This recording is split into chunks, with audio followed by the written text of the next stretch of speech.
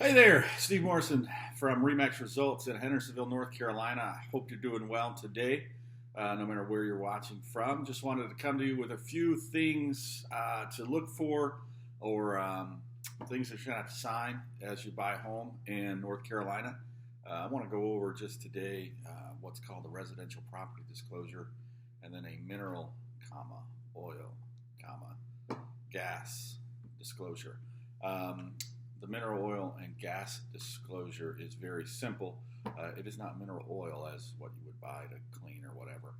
It is mineral, oil. So basically, what that states is if there are any minerals, if oil is to be found on the property, or gas, natural gas, to be found on the property, it belongs to the person that owns the property. It's a 6-question questionnaire. It says, first of all, I have not disclosed or I have not severed the rights to mineral oil or gas. And then secondly, to the best of my knowledge, the previous owner or owners did not sever the rights to the mineral oil or the gas rights to this property. So that's it. That's the simple little form that the seller will sign, and then you as a buyer will sign that as well. Just saying that if gold is found on the property, it's all mine.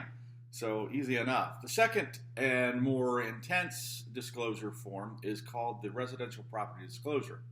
And that has, it's 4 pages long, and it has 31 questions that should be answered by every seller. And then there is an HOA section. So if you are in an HOA, or the property you're buying is in an HOA, there will be more information disclosing what the HOA fees are, what the HOA fees cover, how they're maintained, and that sort of thing. But the 31 questions are very important because they pertain to the actual property that you're purchasing. Now, there are 3 answers that you can give when you are filling this out as a seller. You can say yes, no, or no representation. Yes, meaning yes, there is a problem. There is a problem with the heat system. There is a problem with the appliances that are conveying. There is a problem with the plumbing. There's a problem with the roof, whatever. And it's 31 questions that cover a myriad of things. So yes, there is a problem, and then you'll be given the opportunity to explain why that is a problem, what's being done, that sort of thing. Then there is no. No, there is not a problem. Now, no is not definitive in this case. It is no. To the best of my knowledge, there is not a problem. No, there isn't a leak in the roof. I've never had a problem with a leak in the roof. No evidence of a leak in the roof. I don't think there is a leak in the roof. No. Inspector comes along and he finds that there in fact is a leak in the roof.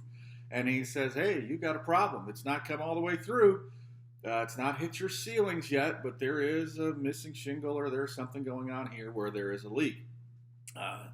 You have answered to the best of your knowledge that no, there isn't, because you don't see any evidence of a leak.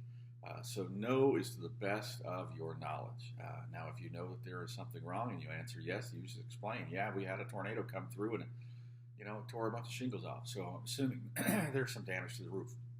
The third answer is no representation. No representation says either A, I don't know, and I ain't going to find out, or B, could be, but I'm not going to answer that because I don't want to affect the value of my property.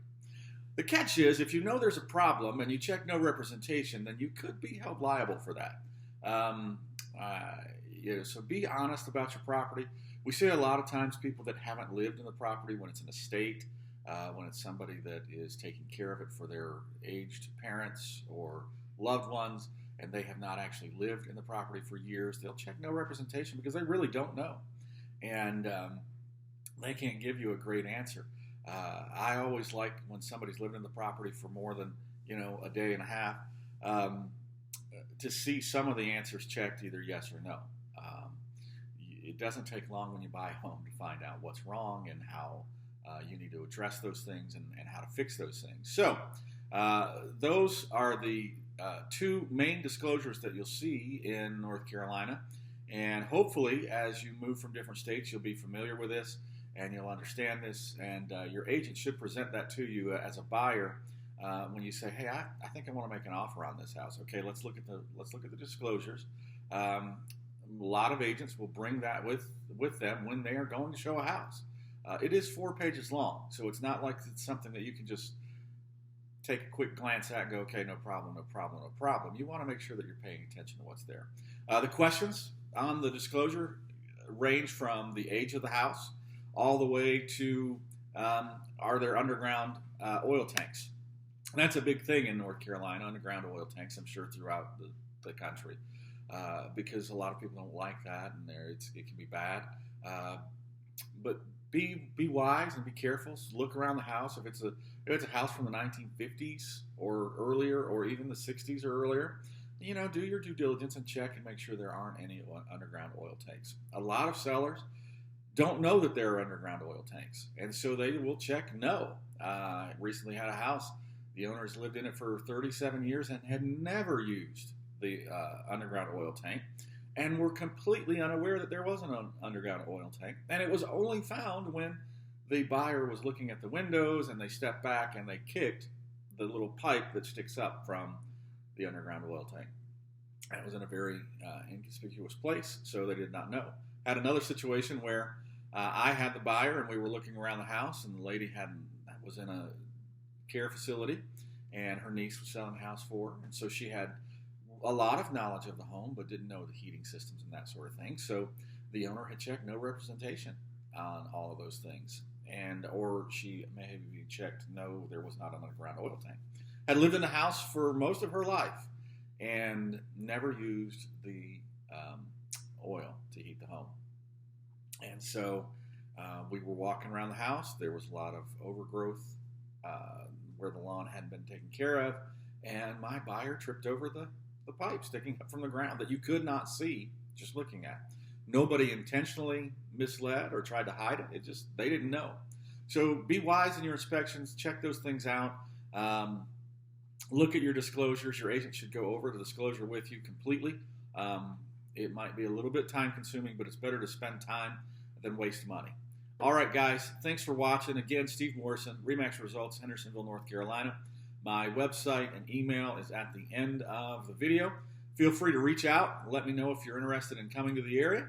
And hope you have a great day. Go change your world.